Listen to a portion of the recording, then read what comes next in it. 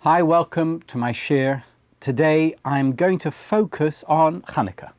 This shiur is sponsored by Rosalind Rothman in memory of her husband and my dear friend and a stalwart member of our Beverly Hills community, Stephen Rothman. Shlom Aleichem Gabriel ben Yosef, Zichron Levracha, whose yahrzeit is on the 28th of Kislev. We miss him and cherish his memory. May his neshama have an aliyah, and may we all be zeicher to see Tchias HaMesim. Okay, here goes. Imagine waking up one morning to find your entire way of life outlawed. The Torah you've studied and cherished, gone, burned in public. Your mezuzah, illegal. Teaching your children about Shabbos, it's a criminal offense. Performing a bris milah, punishable by death. And if you refuse to bow to a statue of Zeus, execution. No trial, no mercy. Sounds like something out of a dystopian fiction, right? But for Jews living under Antiochus IV Epiphanes, more than 2,000 years ago, this nightmare was real. Antiochus didn't just want control, he wanted erasure. Judaism had to disappear, replaced by Greek philosophy, Greek idols and Greek gymnasiums. And it wasn't just about rituals, it was about identity. The Greeks weren't offering a peaceful coexistence, they were offering assimilation, packaged as progress. The deal was tempting. Trade mitzvahs for enlightenment, trade Torah for sophistication, and in return be embraced as equals in Greek society. And for some Jews, it worked. They swapped their faith for citizenship and their tzitzis for togas. But Antiochus wasn't satisfied with partial victory. He wanted total dominance. When persuasion failed, he turned to brutality. Circumcision was outlawed. Torah scrolls were burned. The Beis Hamikdash, the holiest site in Judaism, in Jerusalem, was desecrated. An altar to Zeus stood in the courtyard. Pigs were sacrificed as a mockery of Jewish law.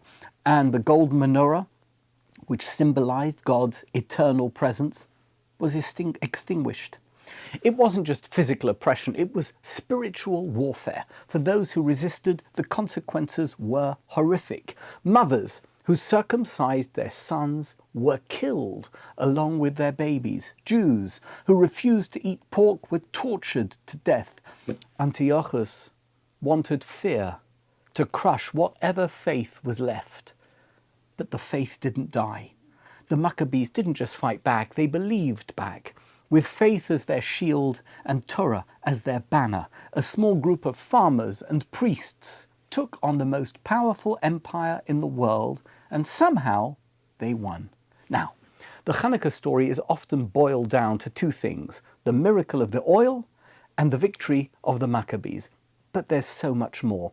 It's a story of battles and sacrifices, courage and miracles, political power and spiritual renewal. It's a story of people who wouldn't let their light be snuffed out, and how, against all odds, that light didn't just survive, it burned brighter than ever.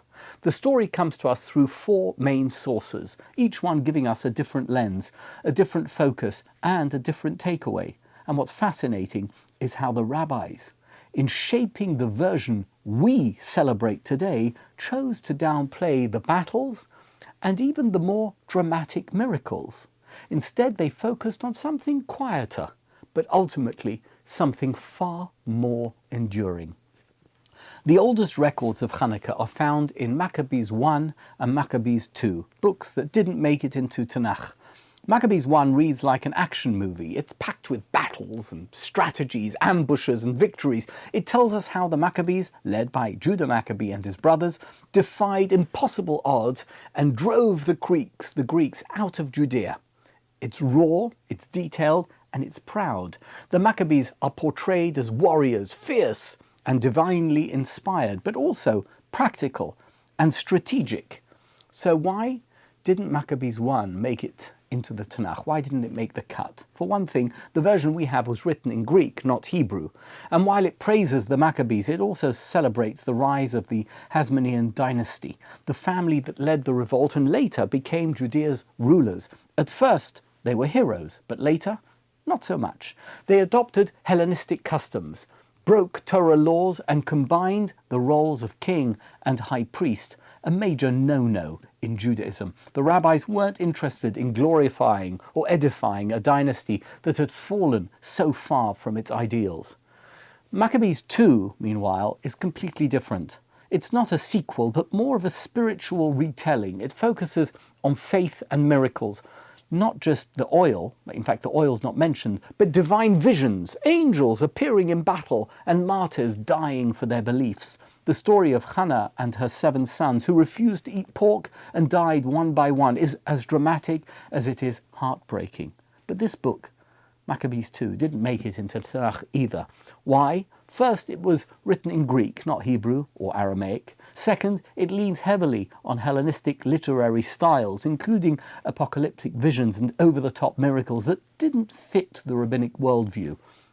The rabbis were also uneasy with its focus on martyrdom, which, while noble, didn't match Judaism's emphasis on life over death and human effort over divine intervention. Then there's Josephus, the Jewish historian who survived the Roman wars and ended up writing for a Roman audience. His account in Antiquities of the Jews takes yet another angle. Forget fiery angels and miracles. This version is all about politics and strategy. The Maccabees aren't holy warriors, they're diplomats, tacticians, and future kings in the making. Josephus wanted to make Jews look good to the Romans, strong, courageous, and rational. He downplays the religious fervour and frames the revolt as a fight for freedom rather than faith.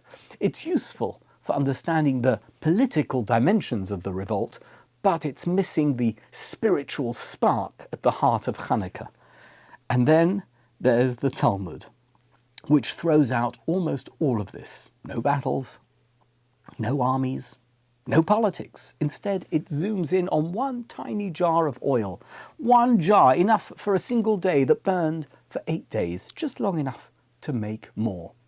Why this shift? The rabbis were writing after the Jews had suffered 2 disastrous revolts against Rome: the destruction of the temple, the Beit HaMikdash, and the collapse of Jewish sovereignty.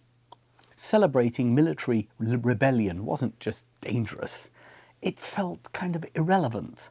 Instead, the Talmud focused on faith and renewal. The oil represented something deeper than victory. It represented hope, the belief that God helps those who help themselves. The Maccabees didn't wait for a miracle. They lit the menorah anyway, trusting God to do the rest. And that's the theme the rabbis built into Chanukah. It's not about wars or kings.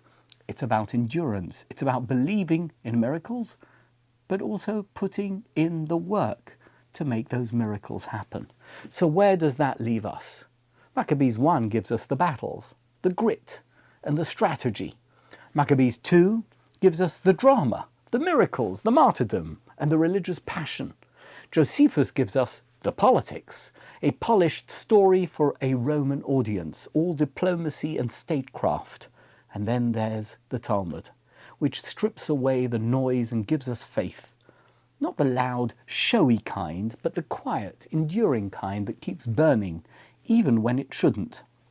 Taken together, these sources tell a layered story, a story about survival, sacrifice, courage, and miracles. But the rabbis, in choosing to emphasize the miracle of the oil, were making a deliberate point. They weren't dismissing the battles or denying the sacrifices. They were looking forward, not backward.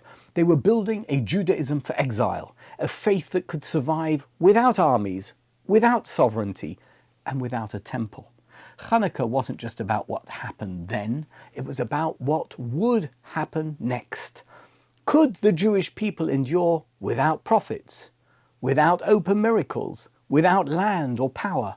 The menorah's light, that fragile, flickering flame, became the answer. Yes, we could endure. We could outlast empires, we could survive in darkness, and we could shine. And that's why the Chanukah story still matters, not because it's ancient history, but because it's our history. It's about keeping the faith even when the world tells you not to. It's about fighting back, not always with swords, but always with belief. And most of all, it's about lighting that first flame, even when you don't know if it will last, and trusting that God will take care of the rest. To really understand the story of Chanukah, we need to zoom out and take a look at the bigger picture.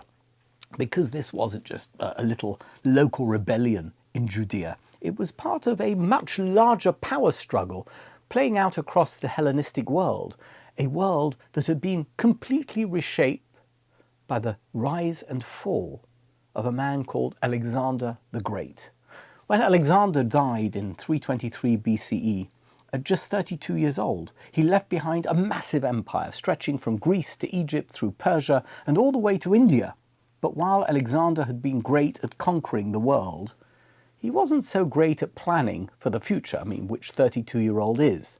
He didn't name a successor. Instead, his generals, called the diadochi, which means the successors, started fighting over who would rule what. Eventually, the empire broke apart into rival kingdoms. Two of these kingdoms mattered most for our story. To the south, in Egypt, you had the Ptolemies. To the north, in Syria, you had the Seleucids. And right in the middle, caught between them, like a political ping-pong ball, was Judea. For more than 100 years, the Jews found themselves constantly switching hands as these two empires battled for dominance. Fast forward to the time of Antiochus IV Epiphanes, Antiochus, and the Seleucids were in charge. But this wasn't just another king, and this wasn't just another crackdown. Antiochus wasn't interested in coexistence. He wanted control, total religious, cultural, and political control. To understand why Antiochus pushed so hard, we have to talk about Hellenism, the Greek way of life that Alexander the Great had spread everywhere he went. Greek culture wasn't just about philosophy and art. It was a full lifestyle. It took over. It celebrated reason, sports, theatre, and most importantly, idol worship. Cities were filled with gymnasiums, temples, and theatres, all designed to project power, sophistication, and superiority. And to be fair, Hellenism wasn't all bad. It brought advancement in science and architecture and education. It felt modern and progressive, especially compared to what seemed like the old-fashioned laws and rituals of Judaism. For a lot of Jews, especially the wealthier ones in Jerusalem, Hellenism was very tempting. It wasn't just a culture, it was a ticket to acceptance. And so, the Jewish community started to split. On one side, you had Jews who embraced Hellenism, built gymnasiums and abandoned mitzvot to fit in. On the other, you had traditionalists who saw this as spiritual treason. The stage was set not just for a war against the Greeks, but for a civil war within the Jewish people. Enter Antiochus IV Epiphanes, the Seleucid king who took power in 175 BCE, and he's the villain of the Chanukah story. To understand him, you need to know that Antiochus didn't just think highly of himself, he thought he was divine. He thought he was a god. He even gave himself the title Epiphanes, which means God manifest. But Antiochus wasn't just ambitious, he was erratic. Some historians say he was a brilliant politician. Others think he was a megalomaniac who loved making a spectacle. He staged huge parades and festivals to honor Greek gods, and he saw himself as a savior of Hellenism, a leader whose mission was to unify his empire through Greek culture. For his Greek and Hellenized subjects, Antiochus was a hero. But for Jews who resisted Hellenism, he was a nightmare. So why did Antiochus make Judea his target? Part of it had to do with the Jews themselves. They were already divided, split between Hellenists and traditionalists, and that made them an easy target. Even the high priesthood, the spiritual leaders of the Jewish people, had become a political mess. First, a Hellenized Jew named Jason bribed Antiochus to become high priest, replacing his more traditional brother Onias. And then Menelaus, another Hellenist, outbid Jason and grabbed the position for himself. What followed was a cycle of bribes, betrayals, and infighting, which left the Jewish community weak, divided, and vulnerable. Sounds familiar. On top of that, Antiochus was humiliated by a failed invasion of Egypt. He had been on the verge of victory, but the Romans stepped in and forced him to back down. Furious and looking for a scapegoat, Antiochus turned his attention to the Jews, to Judea, determined to crush rebellion and impose order. He saw Hellenism as the solution, a way to unify his empire and eliminate dissent. And the Jews, they were the perfect example to make his point. In 167 BCE, Antiochus unleashed his crackdown. He banned Shabbat, outlawed circumcision, and forbade Torah study. Jews were ordered to sacrifice pigs to Greek gods and eat non-kosher food. And the Beis Hamikdash, the temple, the holiest place for Judaism, was converted into a temple for Zeus. And then came the moment that changed everything. In the small town of Modi'in, a Greek official ordered an elderly priest, Matityahu, to make a pagan sacrifice. Matityahu refused, and when another Jew stepped forward to obey, Matityahu killed him on the spot. That single act of defiance, that refusal to bow to idolatry, lit the match that started the Maccabean revolt. The book of Maccabees I captures the horror of these decrees, the altars, the idols, the Torahs burned, and the murders of women and children who tried to keep their faith. But it also highlights the courage of those who refused to give in. It paints a picture of faith under fire, a faith that fought back. This wasn't just a war against the Greeks, it was a battle for identity. The Jews weren't just fighting to survive, they were fighting to stay Jewish in a world that wanted them and their faith to disappear. And it started not with a miracle, but with an action, a moment of faith and courage in Modi'in. That's what sparked the revolt. And as we'll see, it wasn't just a military victory, it was a spiritual revival that still lights our menorahs today. The Maccabean revolt didn't start with a grand plan. It wasn't part of some carefully organized uprising or a calculated military campaign. It began with a single explosive moment of defiance. An elderly priest, Matityahu, standing in the small town of Modi'in, refusing to bow to idols. And yet, as dramatic as that moment was, the truth about how the rebellion began is a little bit more complicated than the story we are all used to hearing. Ask most people how the revolt started, and they'll probably picture the scene in Maccabees I, Matityahu killing a Jew who stepped forward to offer a pagan sacrifice, slaying the Greek official overseeing the ritual, and shouting, "Whoever is for God, follow me! Mi Lashem Elai!"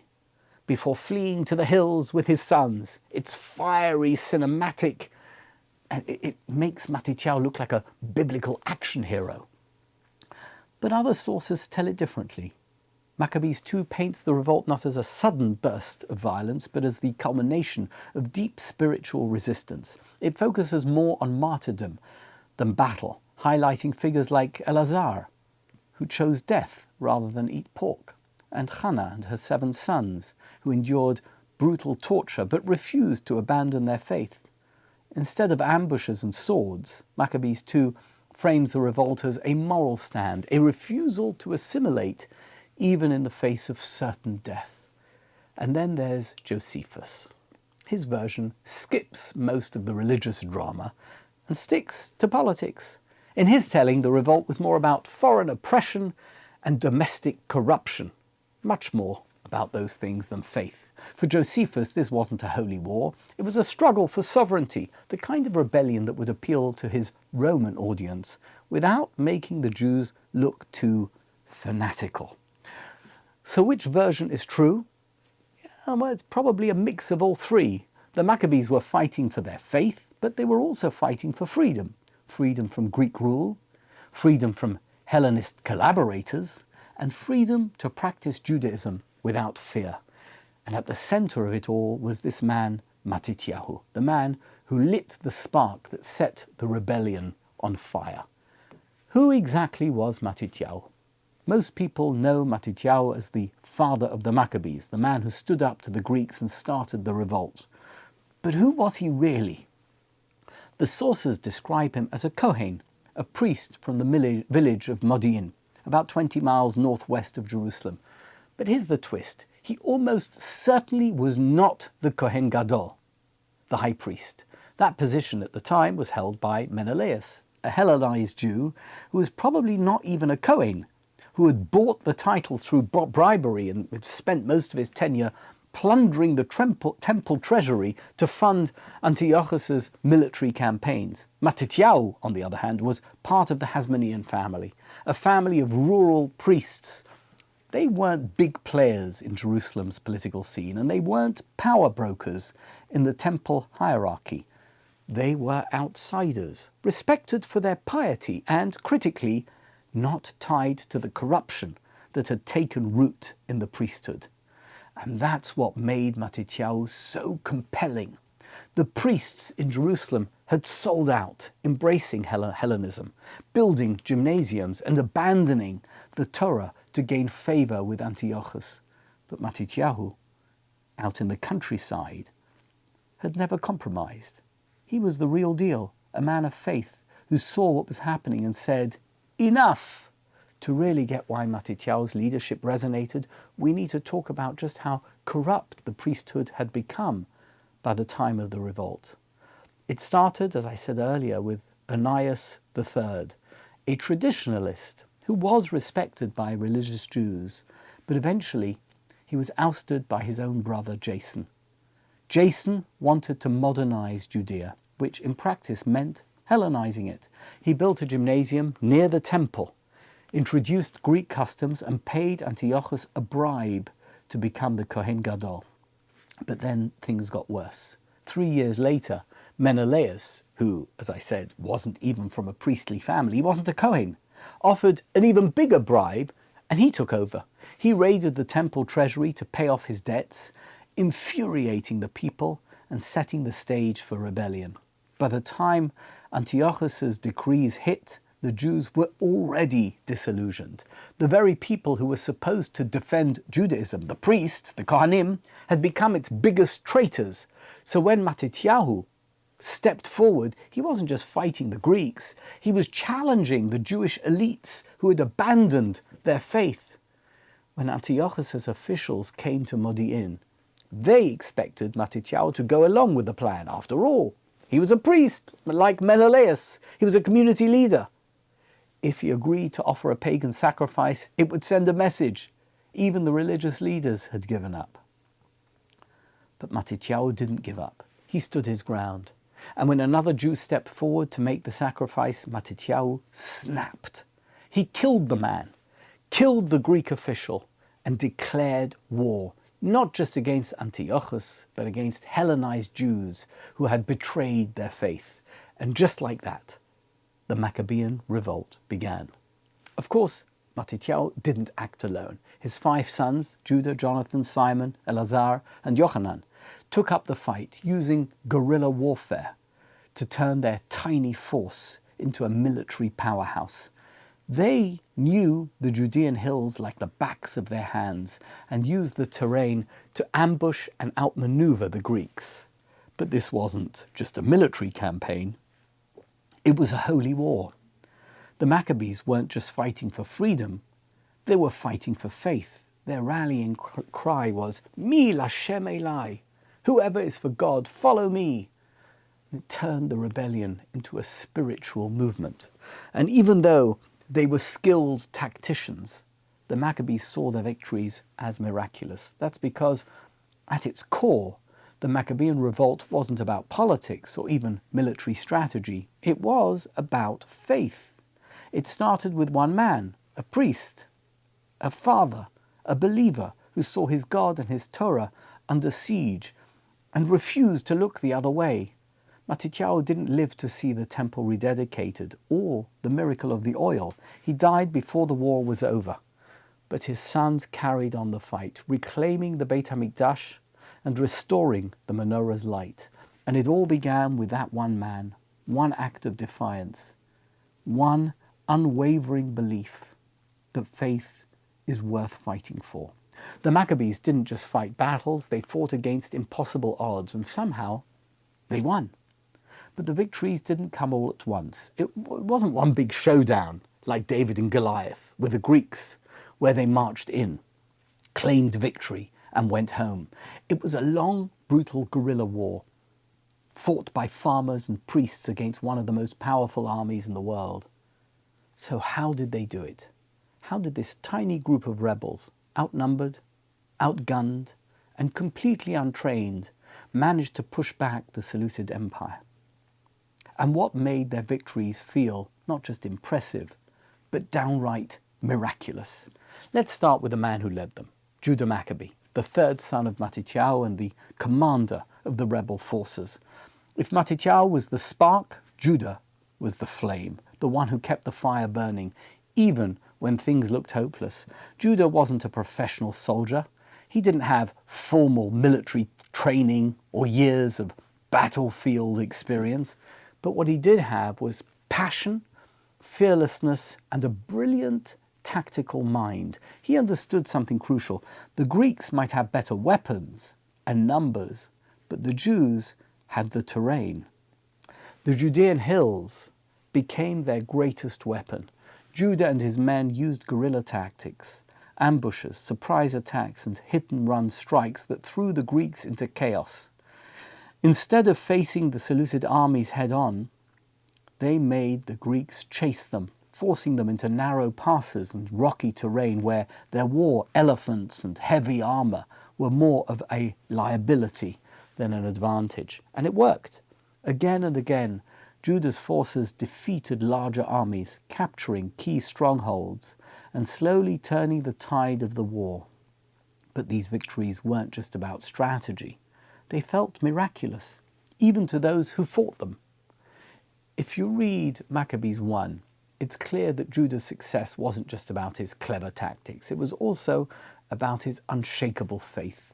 Before every battle, according to Maccabees I, Judah would pray for divine assistance, not to avoid the fight, but to strengthen their hands in battle.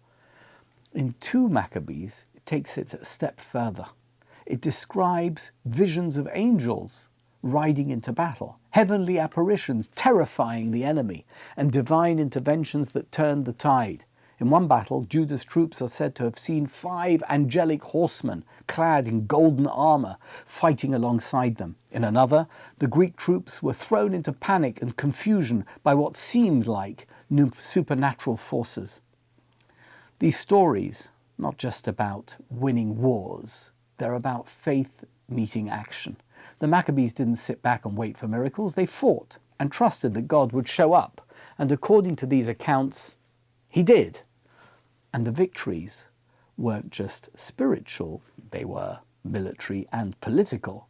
The Maccabees weren't just fighting for survival, they were fighting for freedom. Freedom to worship, freedom to live as Jews, and freedom to reclaim their identity. The first major victory came at the Battle of Bet Horon.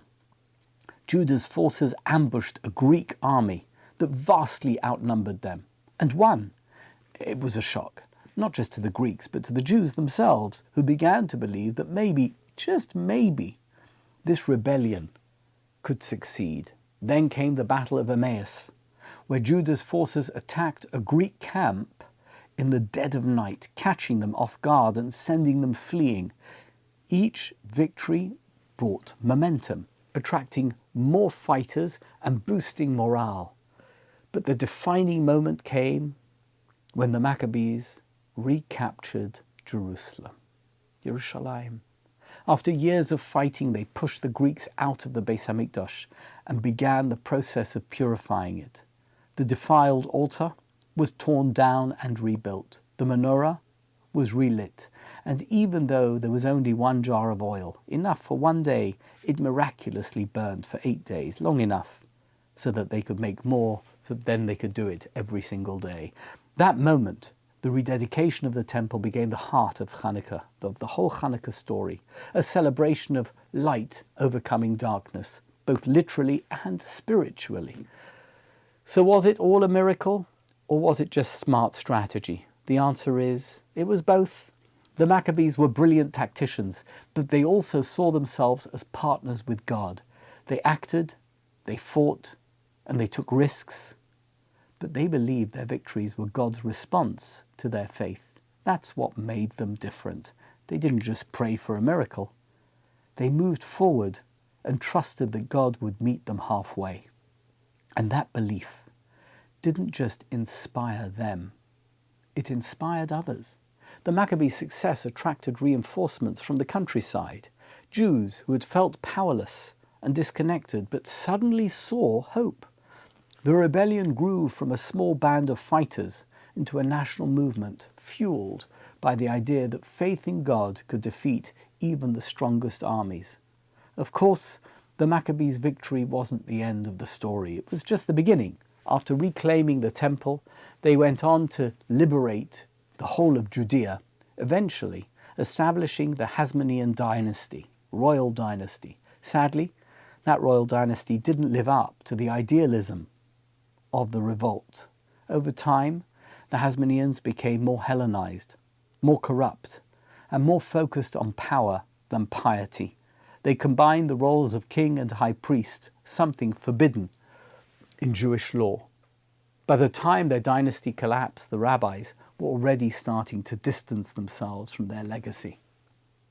And that's why the Talmud, the Gemara, tells a different version of the story, one that shifts the focus away from the military victories and dynasties and towards the miracle of the oil. The Maccabees' victories were impressive, but the rabbis understood something much deeper. Empires rise and empires fall. Kings come and kings go. And military victories, they're important, but they don't last forever. What does last is faith. That's why the menorah, not the battles, became the central symbol of Chanukah.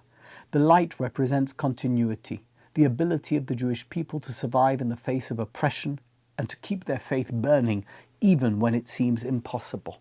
So yes, Chanukah is a story about victories, but more than that, it's a story about endurance.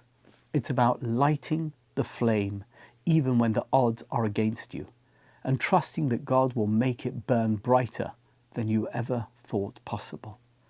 What happened after the battles were over and Judea was recaptured? What came after the battles is just as fascinating and complicated as the rebellion itself, because winning the war wasn't the end of the story. It was the beginning of a whole new chapter, one filled with political struggles, dynastic power, and questions about identity that still linger today. Let's start with the villain of the story, Antiochus IV Epiphanes. After his humiliating defeat at the hands of the Maccabees, his problems only got worse. According to Maccabees II, Antiochus didn't just lose the war, he lost his mind.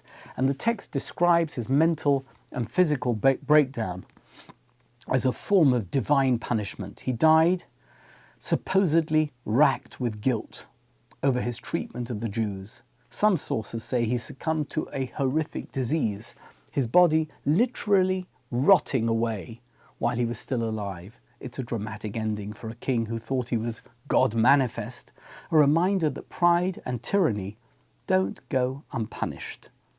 But Antiochus' death didn't end the Seleucid Empire. The Greeks still held power in the region, and the Maccabees had to keep fighting against foreign armies and against internal divisions and shifting alliances. After the Maccabees recaptured the Beit HaMikdash and restored Jewish worship in the temple, they didn't just go back to farming or priestly duties. They stepped into the power vacuum and became rulers of the Jewish people, founding the Hasmonean dynasty. which lasted for almost 2 centuries if you include Herod the Great and his family. At first, it looked like a fairy tale ending. Judah Maccabee's brothers, Jonathan and Simon, continued the fight, securing independence for Judea and turning the whole of the country into a semi-sovereign state under Greek rule. Eventually, Simon declared himself high priest and leader, effectively creating a new Jewish monarchy. But here's where things started to unravel. According to Torah law, the kingship was supposed to come from the tribe of Judah, while the priesthood belonged to the tribe of Levi.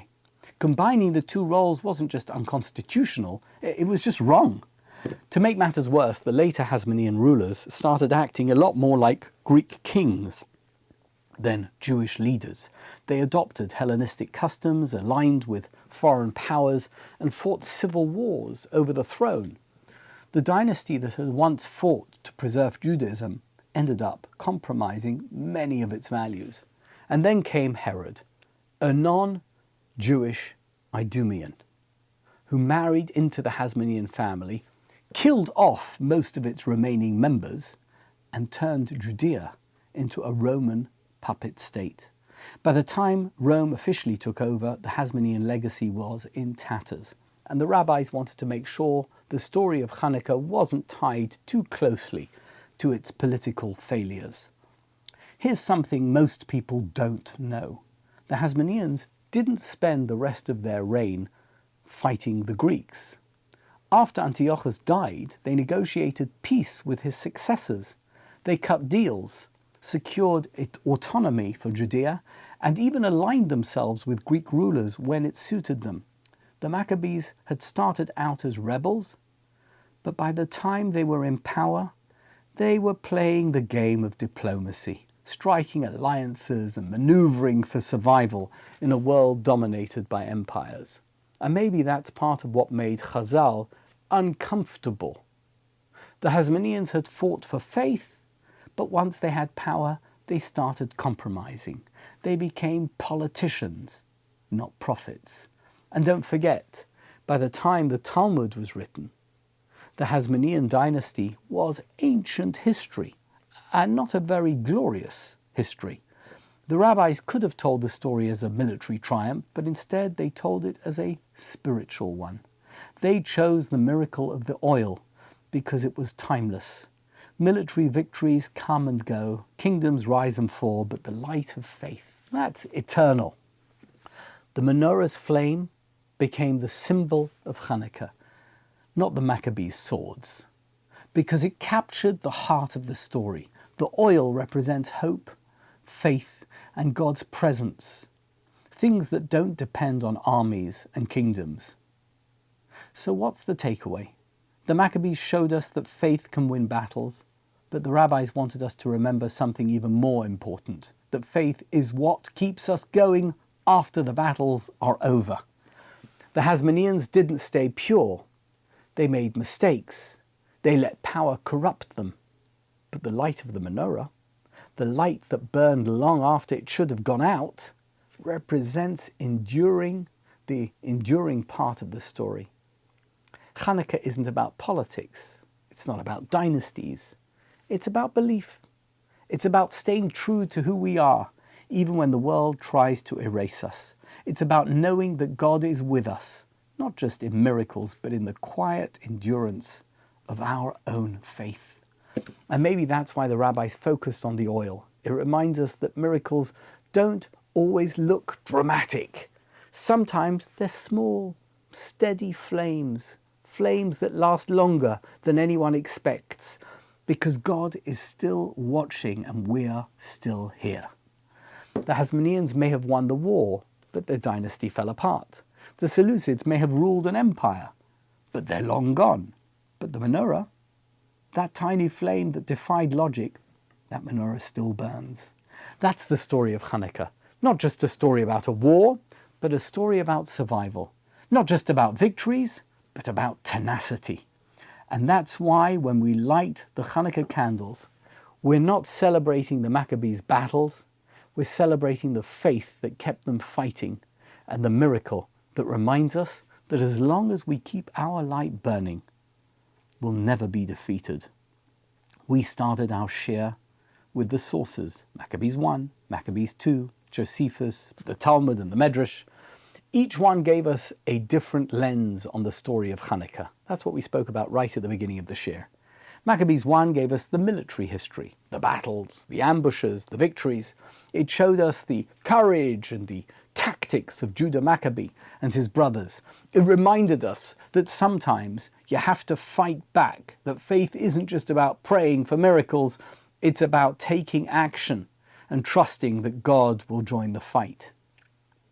In Maccabees II, we saw the emotions, the martyrdoms, the sacrifices, the visions of angels and heavenly interventions. It painted the rebellion as a holy war, where faith wasn't just about living for God, but also about being ready to die for God. It's powerful, dramatic, and awe-inspiring, but also uncomfortable because it raises tough questions about martyrdom, fanaticism, and what it means to stand up for principles in the face of death. Then there was Josephus, the diplomat, the politician, the historian, the one who smoothed out the rough edges and reframed the story for a Roman audience. He reminded us that faith doesn't exist in a vacuum. It has to operate in a real world filled with politics, alliances and compromises. His version pushes us to think about leadership in a different way, about the balance between conviction and diplomacy, and about how to hold on to our values while navigating a complex world. And finally, we came to the Talmud, the Medrash, Chazal, the rabbis' retelling of the story. They took all the drama, the battles, the victories, the larger-than-life miracles, and set it aside. Instead, they zeroed in on a small flickering flame, the oil that burned longer than it should have, and made that the heart of the Chanukah holiday. Why? Because by the time the Talmud was written, the Jewish people were no longer fighters or sovereigns. They were survivors, living under foreign rule, scattered across exiles, and struggling to hold onto their identity in a world that often seemed determined to erase them. The rabbis knew that Jews wouldn't always have armies. They wouldn't always win wars, but they would always have their faith. And faith doesn't need soldiers or weapons to survive. It just needs light. On reflection, what did we take from these sources? And what did we discard? We took the heroism of the Maccabees, their courage, their determination, their refusal to give in, but we left behind the dynasty they built, because the Hasmoneans didn't stay faithful to their ideals. They let power corrupt them, and in the end, their kingdom fell apart. We took the miracles, but not the over-dramatic ones, from Maccabees II, with angelic armies and heavenly visions. Instead, we held on to the quiet miracle of the oil, a miracle that reflected the hidden hand of God, the kind of subtle intervention we still look for in our lives today. We took the light, the menorah, as the symbol of hope, endurance and faith. But we left behind the swords because we didn't want Chanukah to be about war. We wanted it to be about peace, about finding light even in the darkest moments. And now we come to the big question. What does Chanukah mean for us? What should we take from these ancient stories and bring into our own lives? First, Chanukah reminds us that faith and action go hand in hand. The Maccabees didn't wait for a miracle before they acted. They acted, and then the miracle came. Judaism has never been about waiting for God to fix things. It's about doing what we can, even when the odds are against us, and trusting that God will meet us halfway. Second, Chanukah teaches us that light matters, even small light. The menorah wasn't meant to illuminate the whole world. It was meant to be seen. It was a statement. We are here, and we're not going anywhere. And that's still the message of Chanukah today. In a world where faith is often seen as outdated or irrelevant, lighting the menorah is an act of defiance, a way of saying, we believe, and we're proud of it. Third, Chanukah reminds us that miracles come in many forms. Sometimes they're big and dramatic, like battles once won against impossible odds. And sometimes they're quiet, like oil that burns longer than it should. Both kinds of miracles matter, but the miracle of Chanukah, the one the rabbis chose to emphasize, is the kind that teaches us to look for God's hand, even in the small moments. Finally, Chanukah challenges us to think about what it means to preserve identity in a world that's constantly pulling us in different directions. The Greeks didn't try to kill the Jews, they tried to change them. And that's often the bigger danger. Chanukah reminds us that assimilation doesn't happen all at once. It starts with small compromises, with wanting to fit in, to feel modern, to be part of the world around us. And before you know it, the things that make us different, the things that make us Jewish, start to disappear. The Maccabees refused to let that happen, and so must we. In the end, Chanukah isn't just about what happened, it's about what keeps happening. The ongoing struggle to stay true to who we are, to stand up for our faith, and to trust that even when things seem dark, God's light is still there. We don't celebrate battles or kingdoms, we celebrate a flame, a small, flickering flame that refused to go out. And that's the message of Chanukah. Don't give up. Even when the world feels overwhelming, even when you feel outnumbered, keep your light burning. Because as long as there's light, there's hope. And as long as there's hope, the story of Chanukah will never be over. That just about wraps it up. Thank you so much for watching. Thank you so much for listening. Thank you. Thank you.